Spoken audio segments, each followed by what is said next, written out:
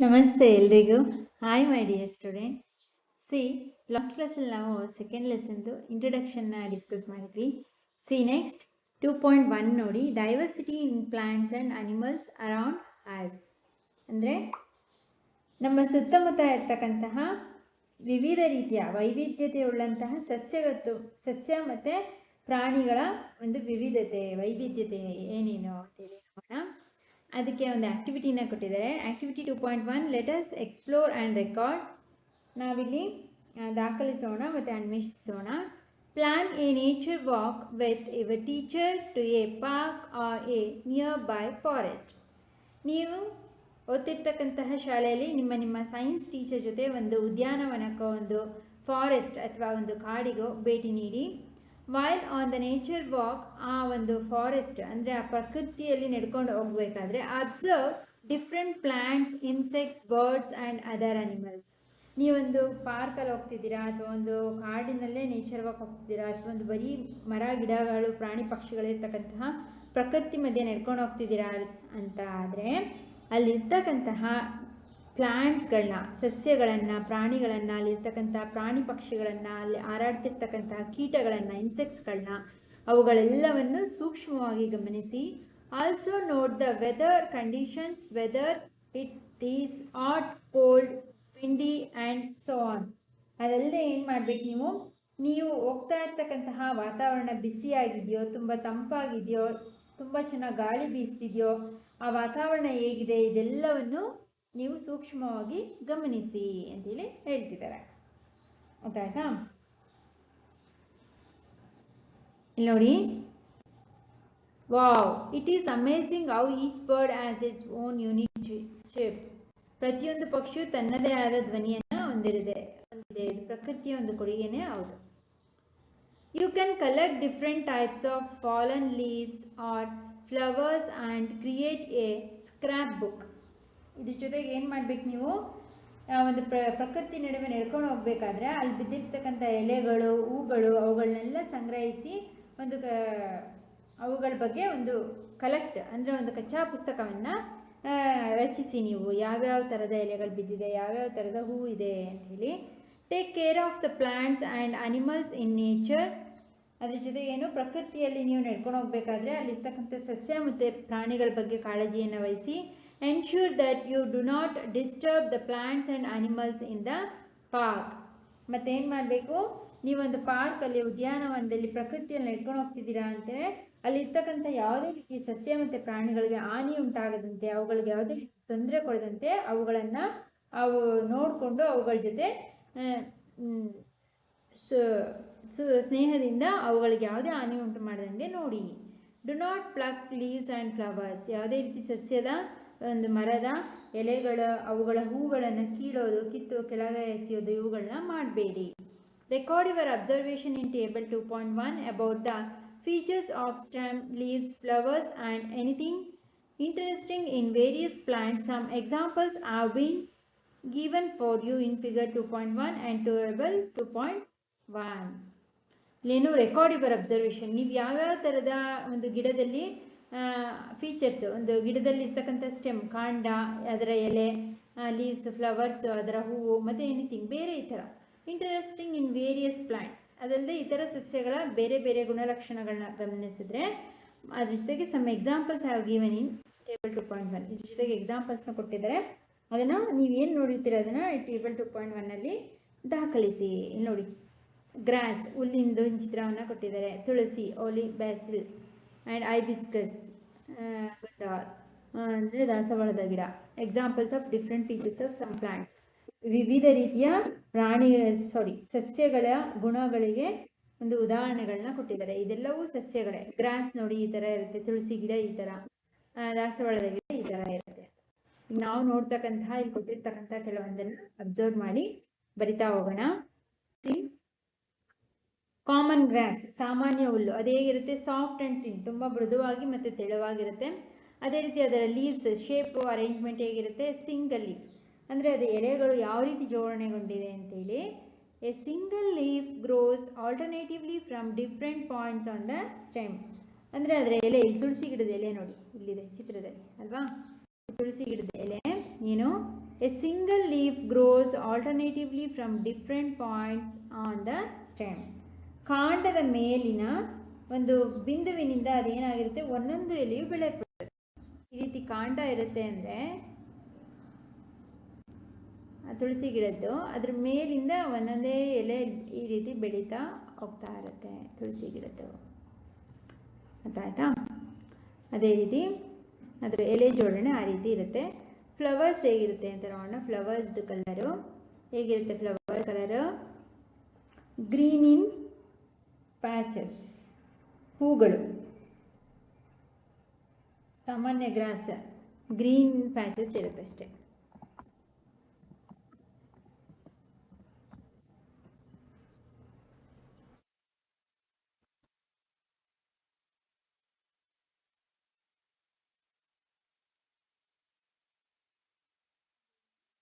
ಅದರದ್ದು ಇನ್ನು other observation ಏನು, ಗ್ರೀನ್ ಲೀವ್ಸ್, ಅದು ಹಸಿರು ಎಲೆಗಳನ್ನು ಹೊಂದಿರುತ್ತೆ. ಸೆಕೆಂಡ್ ಒಂದು ತುಳಸಿಯನ್ನು ತೆಗೆದುಕೊಂಡಿದ್ದಾರೆ. ಅದರ ಹಾರ್ಡ್ ಆ್ಯಂಡ್ ಥಿನ್, ಅದರದ್ದು ಸ್ವಲ್ಪ ಕಾಂಡ ಏನಾಗಿರುತ್ತೆ, ಸ್ವಲ್ಪ ಗಟ್ಟಿಯಾಗಿ ತೆಳುವಾಗಿರುತ್ತೆ. Arrangement of a pair of leaves in the opposite directions. Sorry, first ಹೇಳಿದ್ದು ನಾನು ಗ್ರಾಸ್ ತೋರಿಸ್ಬೇಕಾಯಿತು, ಬಟ್ ತುಳಸಿ ತೋರಿಸಿದೆ. ಇಲ್ಲಿದೆ ನೋಡಿ, ಇಲ್ಲೂ ಅದೇ ಥರನೇ. ಅದರ ಸ್ಟೆಮ್ ಬಂದು ಈ ರೀತಿ ಒಂದೊಂದು ಎಲೆಗಳು ಕಾಂಡದಿಂದಲೇ, ಬುಡದಿಂದಲೇ ಒಂದೊಂದು ಎಲೆಗಳು ಈ ರೀತಿ ಚಿಗುರು ಹೊಡೆದಿದೆ. ಕಾಮನ್ ಗ್ರಾಸ್ ಸಾಮಾನ್ಯವಾದ್ದು. ಈಗ ಸೆಕೆಂಡ್ ಒನ್ ಡಿಸ್ಕಸ್ ಮಾಡೋದು ತುಳಸಿದು. ಇದು ಅಷ್ಟೇ ಆಲ್ಟರ್ನೇಟ್ ಆಗಿ ಒಂದು ಆ ಕಡೆ ಒಂದು ಈ ಕಡೆ. Arrangement of leaves in opposite direction. ಇಲ್ಲಿ ತೋರಿಸಿದ್ದೀನಲ್ಲ, ಈ ಇದ್ರ ಥರನೇ ಇರುತ್ತೆ ಆಪೋಸಿಟ್ ಡೈರೆಕ್ಷನ್ ನೋಡಿ. ಈ ಕಡೆ ಒಂದು ಈ ಕಡೆ ಆಪೋಸಿಟ್ ಡೈರೆಕ್ಷನಲ್ಲಿ ವಿರುದ್ಧವಾಗಿ ಅದರ ಎಲೆಗಳಿರುತ್ತೆ. ಅದರ ಫ್ಲವರ್ಸ್ ಯಾವ ಕಲರ್ ಇರುತ್ತೆ? ಪಿಂಕಿಶ್ ಪರ್ಪಲ್, ಸ್ವಲ್ಪ ಗುಲಾಬಿ ನೇರಳೆ ಬಣ್ಣವನ್ನು ಹೊಂದಿರುತ್ತೆ. ನಿಮ್ಮ ಮನೆಗಳಲ್ಲಿ ತುಳಸಿ ಗಿಡ ಇದ್ದರೆ ಅದರ ಬಣ್ಣ ಹೇಗಿರುತ್ತೆ? ಸ್ವಲ್ಪ ಲೈಟ್ ಪಿಂಕ್, ಗುಲಾಬಿ ಬಣ್ಣದ ಪರ್ಪಲ್ ನೇರಳೆ ಬಣ್ಣವನ್ನು ಹೊಂದಿರತಕ್ಕಂಥ ಸಣ್ಣ ಸಣ್ಣ ಹೂಗಳನ್ನ ಹೊಂದಿರುತ್ತೆ. ಅಬ್ಸರ್ವ್ ಮಾಡಿ. ಆ್ಯಂಡ್ ಇದನ್ನು ಎಲ್ಲಿ ಯೂಸ್ ಮಾಡ್ತಾರೆ? Used in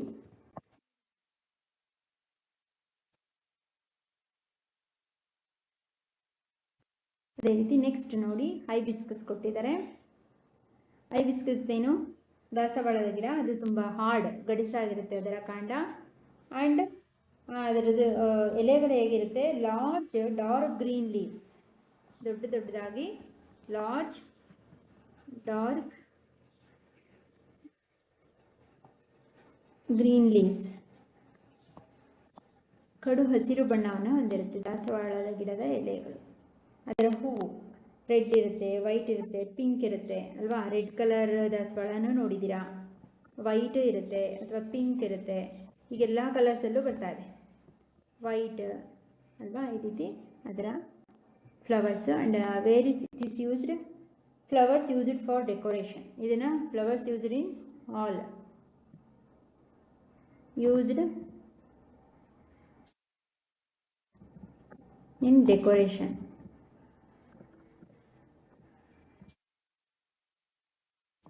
used in decoration. Next ಅದೇ ಥರ ನೀಮ್.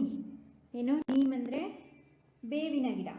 ಅದು ಏನಿರುತ್ತೆ? ಇಲ್ಲೇ ಕೊಟ್ಟಿದ್ದಾರೆ. ಆಡ್ ಆ್ಯಂಡ್ ಥಿಕ್, ತುಂಬ ದಪ್ಪನಾದ ಗಡಸಾದ ಸ್ಟೆಮ್, ಕಾಂಡವನ್ನು ಹೊಂದಿರುತ್ತೆ. ಅದರ ಎಲೆಗಳು ಯಾವ ರೀತಿ ಜೋಡಣೆ ಆಗಿರುತ್ತೆ? ಬೇವಿನ ಮರದ ಎಲೆಗಳು ಸ್ಮಾಲ್, ಚಿಕ್ಕ ಚಿಕ್ಕದಾಗಿರುತ್ತೆ ಮತ್ತು ಪಾಯಿಂಟೆಡ್, ತುಂಬ ಚೂಪಾಗಿರುತ್ತೆ. ಸ್ಮಾಲ್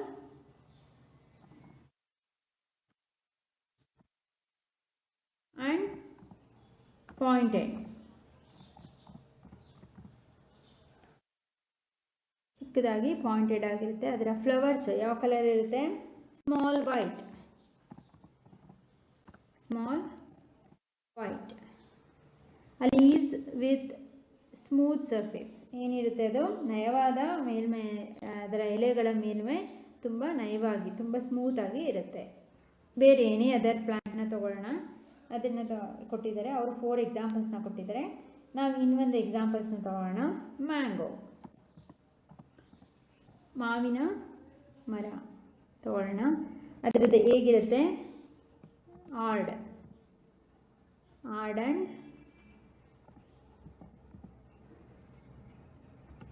ಥಿಕ್, ದಪ್ಪನಾದ ಗಡುಸಾದ, ದಪ್ಪವಾದ ಮತ್ತು ಗಡುಸಾದ ಸ್ಟೆಮ್ಮನ್ನು ಹೊಂದಿರುತ್ತೆ. ಅದರ ಎಲೆಗಳೇನು? Elongated with a pointed tip, ಮಾವಿನ ಎಲೆ ನೋಡಿದ್ದೀರಲ್ಲ, ಉದ್ದವಾದ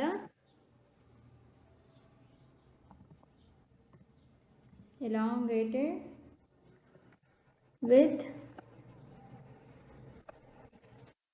a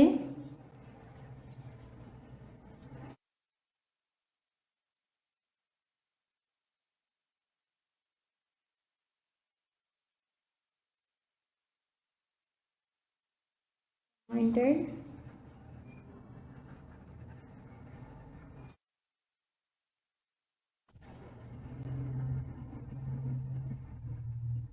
tip and a rounded base. ಅದರ ಬೇಸ್ ಏನು ರೌಂಡೆಡ್ ಇರುತ್ತೆ, ರೌಂಡೆಡ್ ಬೇಸ್ ಮಾವಿನ ಎಲೆ. ಹಾಗೆ ಅದ್ರ ಫ್ಲವರ್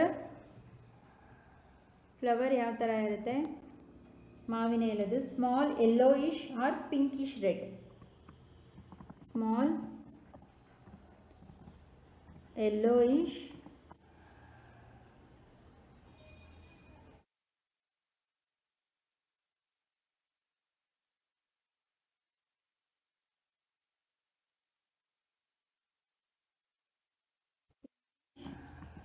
ರೆಡ್, ಈ ಎರಡು ಕಲರನ್ನು ಹೊಂದಿರುತ್ತೆ. ಏನು ಯೂಸ್ಡ್ ಟು ಆಲ್ ಫಂಕ್ಷನ್. ಇದನ್ನು ಎಲ್ಲೇ ಮಾವಿನ ಎಲೆನ ಎಲ್ಲಿ ಯೂಸ್ ಮಾಡಲ್ಲ ಅಂತಿಲ್ಲ ಅಲ್ವಾ, ಎಲ್ಲ ಕಡೆ ಎಲ್ಲ ಫಂಕ್ಷನ್ಗಳಲ್ಲಿ ಎಲ್ಲ ಶುಭ ಕಾರ್ಯಗಳಲ್ಲೂ ಇದನ್ನು ಬಳಸ್ತಾರೆ. ಯೂಸ್ಡ್ ಟು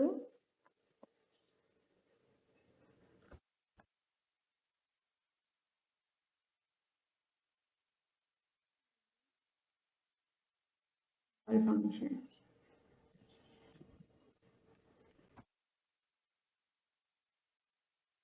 ನೀವು ನಿಮಗೆ ಹೋಮ್ವರ್ಕ್, ನಿಮಗೆ ಗೊತ್ತಿರ್ತಕ್ಕಂತಹ ಇನ್ನು 5 ಪ್ಲ್ಯಾಂಟ್ಸ್ಗಳನ್ನ ನೀವೇ ಈ ಥರ ಅದ್ರ ಫೀಚರ್ಸು, ಅದ್ರ ಫ್ಲವರ್ಸು ಅವುಗಳನ್ನ ಬರಿಬೇಕು. ಅರ್ಥ ಆಯ್ತಾ? ಅದು ಹೋಮ್ವರ್ಕ್ ನಿಮಗೆ. 5 ಪ್ಲ್ಯಾಂಟ್ಸ್ಗಳದ್ದು ಅವುಗಳ ಸ್ಟೆಮ್ ಹೇಗಿರುತ್ತೆ, ಫ್ಲವರ್ ಹೇಗಿರುತ್ತೆ, ಅದರದ್ದು ಲೀಫ್ ಸ್ಟ್ರಕ್ಚರ್ ಹೇಗಿರುತ್ತೆ, ಅದನ್ನು ನೀವು ಮಾಡಬೇಕು. ಓಕೆನಾ? Okay, C next. What similarities and differences did you find among the plants that you observed?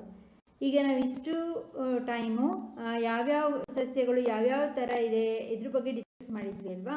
ಹಾಗಾದರೆ ಯಾವ್ಯಾವ ಸಸ್ಯಗಳಲ್ಲಿ ಎಲೆಗಳು ಒಂದೇ ಥರ ಇದೆಯೋ ಅಥವಾ ಅವುಗಳ ಗುಣಗಳಲ್ಲಿ ಸಿಮಿಲಾರಿಟೀಸ್, ಒಂದೇ ರೀತಿಯ ಲಕ್ಷಣಗಳಿರ್ತಕ್ಕಂತಹ ಯಾವ್ದಾದ್ರು ಗುಣಗಳಿದೆಯೋ ಅಥವಾ ಡಿಫ್ರೆನ್ಸಸ್, ವಿಭಿನ್ನ ರೀತಿಯಾದಂತಹ ಗುಣಲಕ್ಷಣಗಳು ಯಾವ್ದಾದ್ರು ಇಷ್ಟು ಸಸ್ಯಗಳಲ್ಲಿ ನಿಮ್ಗೇನಾದರೂ ಗಮನಿಸಿದ್ರಾ? You must have observed that plants have a variety of features such as. ಎಲ್ಲರಿಗೂ ಗೊತ್ತು, ಸಾಮಾನ್ಯವಾಗಿ ಸಸ್ಯಗಳಲ್ಲಿ ವೈವಿಧ್ಯಮಯ ಗುಣಗಳನ್ನು ಮತ್ತು ಗುಣಲಕ್ಷಣಗಳನ್ನು ಹೊಂದಿರೋದನ್ನು ನಾವು ಗಮನಿಸ್ಬೋದು. ಯಾವ್ಯಾವ ಥರ? ಅದರಲ್ಲಿ ಒಂದೊಂದು ಸಸ್ಯಗಳು, ಪ್ಲಾಂಟ್ಸ್ಗಳು ಟಾಲ್, ತುಂಬ ಉದ್ದ ಇರುತ್ತೆ, ಕೆಲವೊಂದು ಶಾರ್ಟ್ ಚಿಕ್ಕದಾಗಿರುತ್ತೆ, ಕೆಲವೊಂದು ಹಾರ್ಡ್ ತುಂಬ ಗಟ್ಟಿಯಾಗಿರುತ್ತೆ, ಕೆಲವೊಂದು ಸಾಫ್ಟ್ ಸ್ಟೆಮ್ ತುಂಬ ಮೃದುವಾದ ಸ್ಟೆಮ್.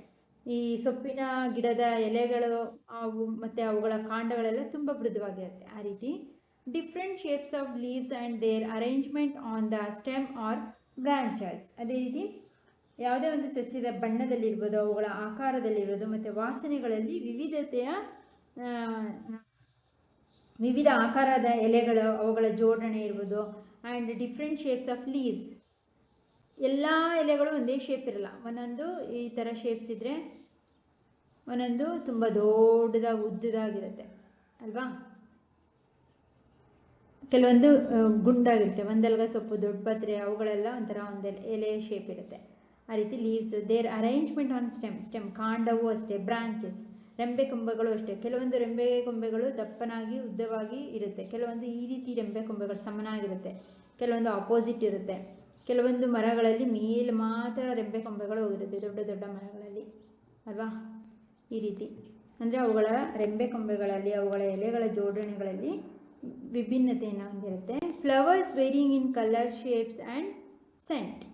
ಹೂಗಳು ಅಷ್ಟೇ, ಎಲ್ಲ ಹೂಗಳು ಒಂದೇ ಥರದ ಬಣ್ಣಗಳನ್ನ ಹೊಂದಿದೆಯಾ, ಒಂದೇ ರೀತಿಯ ಸುವಾಸನೆಯನ್ನು ಹೊಂದಿದೆಯಾ, ಒಂದೇ ರೀತಿಯ ಆಕಾರವನ್ನು ಹೊಂದಿದೆಯಾ? ದಾಸವಾಳದ ಹೂವೇ ಬೇರೆ ಥರ, ಮಲ್ಲಿಗೆ ಹೂವೇ ಬೇರೆ ಥರ, ಸಂಪಿಗೆ ಹೂವೇ ಬೇರೆ ಥರ, ಸೇವಂತಿಗೆ ಹೂವೇ ಬೇರೆ ಥರ, ಕನಕಾಂಬರ ಹೂವೇ ಬೇರೆ ಥರ. ಆದರೆ ಅವುಗಳ ಬಣ್ಣಗಳಲ್ಲಿ, ಆಕಾರಗಳಲ್ಲಿ, ಅವುಗಳ ವಾಸನೆಯಲ್ಲಿ ಭಿನ್ನತೆಯನ್ನು ಹೊಂದಿರುತ್ತೆ. ನಾವು create a list of animals you observe during this walk or from your previous experiences.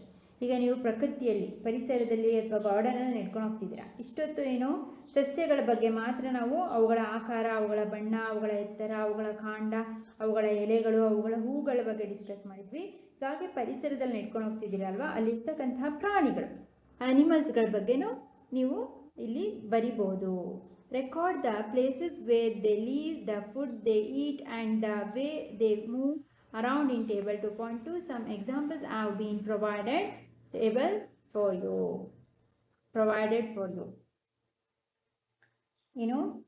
ನೀವು ಈ ಪ್ರಕೃತಿಯಲ್ಲಿ ನಡ್ಕೊಂಡು ಹೋಗ್ತಿರಲ್ಲ, ಅಲ್ಲಿ ನೀವು ಏನೇನು ಗಮನಿಸ್ತೀರಾ, ನಿಮ್ಮ ಅನುಭವಗಳನ್ನು ಅಲ್ಲಿ ನೀವು ಏನೇನು ಆನಿಮಲ್ಸ್ಗಳಲ್ಲಿ ಅದು ಎಲ್ಲಿ ವಾಸಿಸುತ್ತೆ, ಅದು ಯಾವ ಥರ ಫುಡ್ ತಿನ್ನುತ್ತೆ, ಅದು ಹೇಗೆ ಚಲಿಸುತ್ತೆ, ಅವುಗಳ ಬಗ್ಗೆ ನೀವು ಈ ಟೇಬಲ್ 2.2ನಲ್ಲಿ ನೋಟ್ ಮಾಡ್ಬೋದು ಅಂಥೇಳಿ ಹೇಳ್ತಿದ್ದಾರೆ. ಅದಾಯ್ತಾ? ಇಲ್ಲಿವರೆಗೂ ನಾವು ಸಸ್ಯಗಳ ಅವುಗಳ ಫೀಚರ್ಸು, ಗುಣಲಕ್ಷಣಗಳ ಬಗ್ಗೆ ತಿಳ್ಕೊಂಡ್ವಿ. ನೆಕ್ಸ್ಟ್ ಕ್ಲಾಸಲ್ಲಿ ನಾವು ಅವುಗಳ ಆನಿಮಲ್ಸ್ಗಳು ಯಾವ ಥರ ಇರುತ್ತೆ, ಅವುಗಳ ಫುಡ್ ಏನು ತಿನ್ನುತ್ತೆ, ಎಲ್ಲಿ ವಾಸಿಸುತ್ತೆ, ಅವುಗಳು ಮತ್ತು ಅವುಗಳು ಹೇಗೆ ಚಲಿಸುತ್ತೆ, ಯಾವುದ್ರ ಮೂಲಕ. ಕೆಲವೊಂದು ಪಕ್ಷಿಗಳಾದರೆ ರೆಕ್ಕೆಗಳು ಬೇಕು ಅವುಗಳು ಚಲಿಸೋದಕ್ಕೆ, ಕೆಲವೊಂದಕ್ಕೆ ಕಾಲುಗಳು ಬೇಕು. ಈ ರೀತಿ ಅವುಗಳ ಅದ್ರ ಬಗ್ಗೆ ತಿಳ್ಕೊಳ್ಳೋಣ. ಏನಾದರೂ ಡೌಟ್ಸ್ ಇತ್ತು, ಅರ್ಥ ಆಗಲಿಲ್ಲ ಅಂದರೆ ಅದನ್ನು ಡಿಸ್ಕ್ರಿಪ್ಷನಲ್ಲಿ ಕಮೆಂಟ್ ಮಾಡಿ. ಆ್ಯಂಡ್ ಆದಷ್ಟು ನೀವೇ ಹೋಮ್ವರ್ಕ್ ಕ್ವಶನ್ಸ್ಗೆ ಆನ್ಸರ್ ಮಾಡೋಕ್ಕೆ ಟ್ರೈ ಮಾಡಿ. ಇನ್ನು 5 ಪ್ಲಾಂಟ್ಸ್ಗಳ ಬಗ್ಗೆ ನೀವೇ ಈ ಟೇಬಲಲ್ಲಿ ಫಿಲ್ ಮಾಡಿ. ಆ್ಯಂಡ್ ಆದಷ್ಟು ಟೆಕ್ಸ್ಟ್ ಬುಕ್ನ ರೀಡ್ ಮಾಡಿ. ನಿಮ್ಮೆಲ್ಲ ಫ್ರೆಂಡ್ಸ್ಗಳು, ಅವ್ರು ಕನ್ನಡ ಮೀಡಿಯಮ್, ಇಂಗ್ಲೀಷ್ ಮೀಡಿಯಮ್ ಯಾರೇ ಆಗಿರಲಿ ಅವ್ರಿಗೂ ಸಹ ಶೇರ್ ಮಾಡಿ, ಸಬ್ಸ್ಕ್ರೈಬ್ ಮಾಡ್ಕೊಳ್ಳೋಕೆ ಹೇಳಿ. ಬಿಕಾಸ್ ಸರ್ಚ್ ಮಾಡೋ ಅವಶ್ಯಕತೆ ಇಲ್ಲ, ನಾನು ಆಗ್ತಕ್ಕಂತಹ ವೀಡಿಯೋಸ್ನ ಸಬ್ಸ್ಕ್ರೈಬ್ ಮಾಡಿಕೊಂಡ್ರೆ. ಹಾಗಾಗಿ ಆ್ಯಂಡ್ ಆದಷ್ಟು ಆಡಿಯೋನ ಕೇಳಿಸ್ಕೊಂಡು 2-3 ಟೈಮ್ ಟೆಕ್ಸ್ಟ್ ಬುಕ್ನ ರೀಡ್ ಮಾಡಿ, ಇಂಪಾರ್ಟೆಂಟ್ ವರ್ಡ್ನ ಅಂಡರ್ಲೈನ್ ಮಾಡ್ಕೊಳ್ಳಿ. ಸಾಧ್ಯವಾದರೆ ಈ 3 ಡಯಾಗ್ರಾಮ್ಸ್ಗಳನ್ನ, grass and tulsi and hibiscus flower, ಈ ಡಯಾಗ್ರಾಮ್ಸ್ಗಳನ್ನ ಬಿಡಿಸೋದಕ್ಕೆ ಟ್ರೈ ಮಾಡಿ. ಆ್ಯಂಡ್ ಡ್ರಾಯಿಂಗ್ ಸ್ಕಿಲ್ ನಿಮಗೆ ಬರುತ್ತೆ. ಹಾಗಾಗಿ okay my dear student, playlist check ಮಾಡಿ, ನಿಮಗೆ ಕಂಪ್ಲೀಟ್ 1 ಲೆಸನ್ ಎಲ್ಲ ವೀಡಿಯೋಸು ಸಿಗುತ್ತೆ. ಓಕೆನಾ? Okay my dear student, thank you.